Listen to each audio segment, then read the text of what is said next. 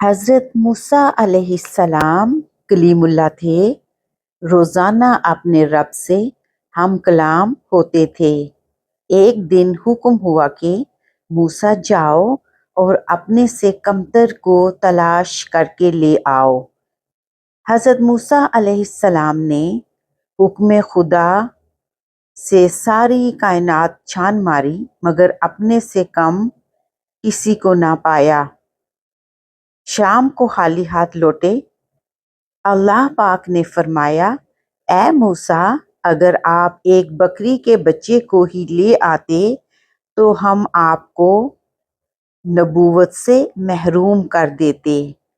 کسی کو اپنے سے حقیر نہ سمجھو، کیونکہ اللہ نے ہر کسی میں کوئی نہ کوئی خوبی ضرور رکھی ہے۔ سبحان اللہ۔ ایک واقعہ۔ امام حنبل رحمۃ اللہ علیہ فرماتے ہیں کہ ایک دفعہ مجھے عراق کے کسی گاؤں میں رات ہو گئی۔ میں ایک مسجد میں گیا، چوکیدار نے مجھے وہاں سے نکال دیا۔ میں مسجد سے باہر فرش پر سو گیا۔ چوکیدار نے مجھے پاؤں سے پکڑا اور گھسیٹ کر مسجد سے دور کر دیا۔ ایک خدا ترس آدمی تھے، وہ مجھے اپنے گھر لے گیا۔ وہ شخص چلتے پھرتے اٹھتے بیٹھتے ہر وقت استغفار پڑھتا تھا۔ صبح ہوئی تو میں نے اس شخص سے پوچھا کہ کیا آپ کو استغفار پڑھنے کا کوئی فائدہ بھی ہوا؟ اس نے جواب دیا، جی ہاں، میری دعا قبول ہوئی، سوائے اس کے کہ میری ملاقات امام احمد بن حنبل سے ہو جائے۔ میں نے کہا، میں ہی احمد بن حنبل ہوں، اور تم دیکھو کہ مجھے کیسے گھسیٹ کر تمہارے پاس لایا گیا ہے۔ سبحان اللہ۔ سخت سردی کا موسم تھا۔ وہ سونے کی تیاری کر رہے تھے کہ اچانک ان کی بیوی کے ہاتھ سے پانی کا برتن گر کر ٹوٹ گیا اور پانی کمرے کی چھت پر پھیل گیا۔ انہیں بہت پریشانی ہوئی کہ اب پانی نیچے ٹپکے گا اور نیچے ٹھہرے مہمان پر اگر پانی گر گیا تو انہیں تکلیف ہوگی۔ انہوں نے فوراً اپنا لحاف اٹھایا اور اس پانی پر ڈال دیا تاکہ لحاف پانی کو جذب کر لے اور پانی نیچے کمرے میں نہ ٹپکے۔ لحاف نے پانی تو جذب کر لیا، لیکن اتنا گیلا ہو گیا کہ اب اسے اوڑھنا ممکن نہ تھا۔ سردی بڑھتی جا رہی تھی اور ان کے پاس لحاف بھی ایک ہی تھا۔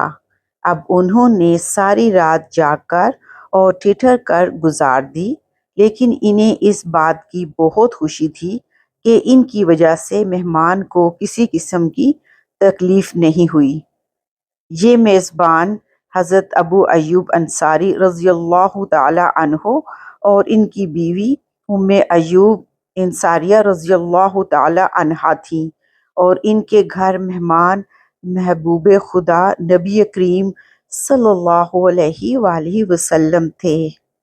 اللہ تعالیٰ کو بندہ کی کون سی ادا پسند ہے؟ مولانا رومی رحمۃ اللہ علیہ فرماتے ہیں کہ حضرت موسیٰ علیہ السلام نے اللہ تعالیٰ سے پوچھا کہ بندہ کی آپ کو کیا ادا پسند ہے کہ جس سے آپ بندے کو محبوب بنا لیتے ہیں؟ اللہ تعالیٰ نے فرمایا، اے موسیٰ، جس طرح سے 3 سال کے بچے کی ماں کسی لغزش پر کان پکڑ کر نکالتی ہے، نکل نالائق گھر سے، وہ نکالنا نہیں ہوتا بلکہ تنبیہ ہوتی ہے، تو وہ بچہ بجائے نکلنے کے ماں کے پیر سے لپٹ کر زار و قطار روتا ہے۔ میں اپنے بندوں سے یہی تعلق پسند کرتا ہوں کہ اگر شیطان اس سے کوئی خطا کرا دے تو یہ رو رو کر اللہ کو منا لے، گناہوں میں غرق نہ ہو، بے حس اور بے غیرت نہ بن جاؤ، گناہوں میں پڑا ہوا ہے اور احساس بھی نہیں ہے، ایسا نہ ہو اللہ والے سے کسی نے اپنے مقدر کی شکایت کرتے ہوئے کہا، جو کام کرتا ہوں الٹا، جو کام کرتا ہوں الٹا، میرے تو سارے کام ہی الٹے پڑے ہیں۔ انہوں نے پوچھا، مہر دیکھی ہے؟ کہنے لگا، جی۔ پوچھا، یہ بھی جانتے ہو کہ مہر پر لکھائی کیسے ہوتی ہے؟ کہنے لگا، مہر پر الٹے الفاظ لکھے جاتے ہیں۔ انہوں نے پوچھا، میاں جانتے ہو وہ سیدھے کیسے ہوتے ہیں؟ کہنے لگا، جب مہر کاغذ پر لگتی ہے تو الفاظ سیدھے ہو جاتے ہیں۔ آپ نے فرمایا، جس طرح مہر اپنا ماتھا کاغذ پر ٹیکتی ہے تو اس کے الٹے الفاظ سیدھے ہو جاتے ہیں، اسی طرح تو بھی وضو کر کے مسجد جا اور اپنے مالک کے حضور ماتھا ٹیک، سجدہ کر، تیرے بھی الٹے کام سیدھے ہو جائیں گے۔ پوچھا گیا، دعا کے لیے کیا ضروری ہے؟ کہا، دھیان۔ پوچھا، دھیان کیسے ملے؟ کہا، وجدان سے۔ پوچھا، وجدان کیا ہے؟ کہا، سارے وجود کا ایک نقطے پر مرتکز ہو جانا۔ پوچھا، کوئی مثال؟ کہا، کسی ماں سے اس کا بچہ اوجھل کر دو، اسے بچے کی گمشدگی کی اطلاع دے کر اسے اتنا کہہ دو کہ بس اب دعا کر، پھر دیکھو کہ ماں کا سارا وجود کیسے دعا میں ڈھل جاتا ہے۔ حالت اضطرار میں مانگی جانے والی دعا کی قبولیت کی راہ میں کوئی شے حائل نہیں ہو سکتی۔ السلام علیکم ورحمۃ اللہ وبرکاتہ۔ سوال: قبر میں جانے سے ڈر لگتا ہے؟ بھائی، ڈر کیوں لگتا ہے؟ آئیے جانتے ہیں کہ قبر میں کیا ہوگا۔ قبر میں رسول اللہ صلی اللہ علیہ وآلہ وسلم کی زیارت نصیب ہوگی، تو پھر ڈر کس بات کا؟ اللہ سبحانہ و تعالی نے اپنے محبوب صلی اللہ علیہ وآلہ وسلم کو قبر ہی میں تو اتارا۔ اگر ہم اس دنیا میں اللہ کے احکام اور رسول اللہ صلی اللہ علیہ وآلہ وسلم کی سنت پہ عمل کریں گے، اچھے اعمال کریں گے، تو قبر جنت کا باغ ہوگی جس میں رسول اللہ کی زیارت ہوگی۔ سبحان اللہ، شکراً۔ السلام علیکم ورحمۃ اللہ وبرکاتہ۔